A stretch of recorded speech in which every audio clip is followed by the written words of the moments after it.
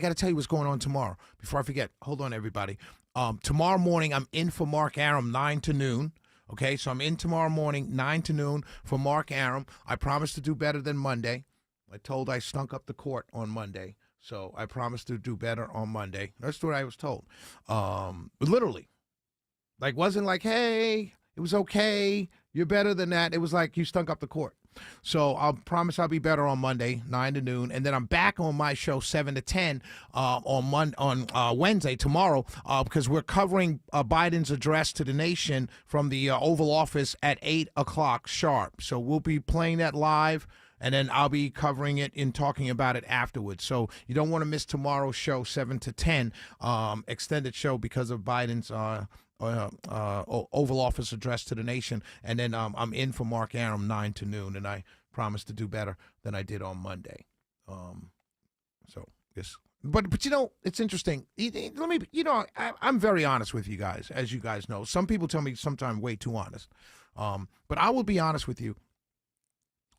After I filled in for Mark and I got off the air, it was like 12:05, 12:06. I felt that I wasn't top notch. Like, I felt that way. Like, it was, you know what I mean? Because when you do this, you know what it sounds like. Like, there's some days, like most days I get off the air at night and I'm driving home. I'm like, man, if I was listening to that show tonight, I would have never got out my car.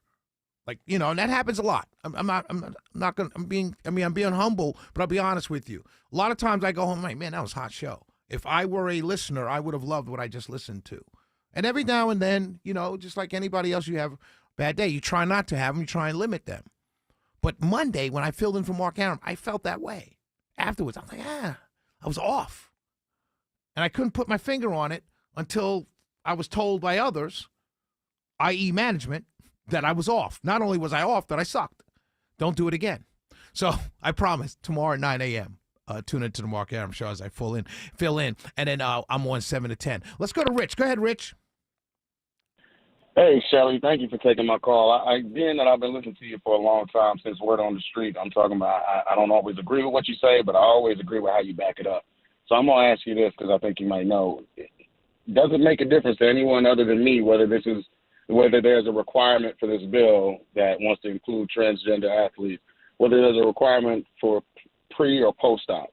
Because to me as a parent, you talk about parents, that's what makes a difference. Whether or not my child, who's a girl, is going to see some gentleman's junk, some boys' Well, it's junk high school. As he's it's high school. They're talking about high school sports, like elementary school, middle school, high school sports, mostly high school. Right. So you're pretty much talking pre. Yeah, but make the requirement post-op. Then I'm okay with it. But if we're talking I see what you're saying. I see. So okay. yeah. If you've gone through the process and think about what you just said, Rich. And you're a sensible guy, right? We may not agree on everything, and that's fine. But you're a sensible guy, and you're a parent. But think about what you just said, that a kid in high school would have already had an operation. That is scary in and of itself. And the same people that would say it's okay for a kid in high school to have the operation will it's just a crazy thought. I'm okay for people doing whatever they want to their body when they're an adult.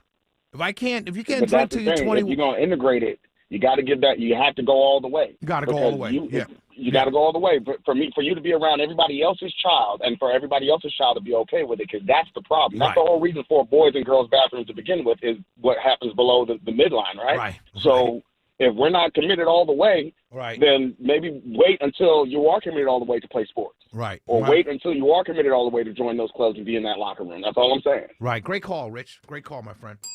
Great call. Thank you. Very respectful. Very respectful. I got a couple minutes. I got to talk about this. I told you earlier in the show, if you're just joining us, I talked about Pete Hegseth's confirmation hearing today. Very interesting, very fascinating. I couldn't pull myself away from the television all morning long. But I heard commentary coming, from television and radio and stuff like that about RFK Jr. And one of the things is I'm an RFK Jr. fan, okay? And I'm not the only Trump supporter who's an RFK Jr. fan, all right? There are issues that are not my issues. In other words, as I go vote, Abortion is not the issue I'm going to die on a hill for or against. I'm just not doing it. It's not. It's you know what I mean. That's not, I got a long list of things that I want the government to either fix, stay away from, and work on before I get to abortion. That's just me personally. But one of the things that I want to say about RFK Jr. is the reason why so many of us like RFK Jr., because one of the things that we all have to recognize, Democrat, Republican, it doesn't matter, and we all have recognized it over the years in our own ways. And that is the pharmaceutical companies, the food companies, the multinationals have been making us sick for decades. Period. End of story. That is not a conspiracy theory. That is not something that that lives on the internet on the far right or the far left. That is the truth.